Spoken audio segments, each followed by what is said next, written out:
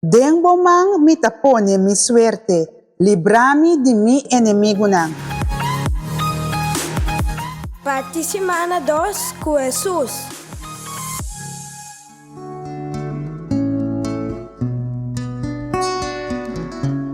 Nos participamos con Jeremías 18, versículo 18 te 20.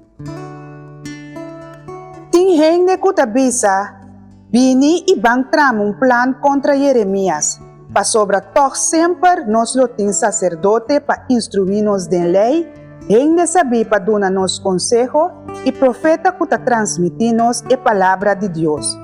Bini, láganos atacar Jeremías ora epapia y no pagatino ribatur su palabra nang.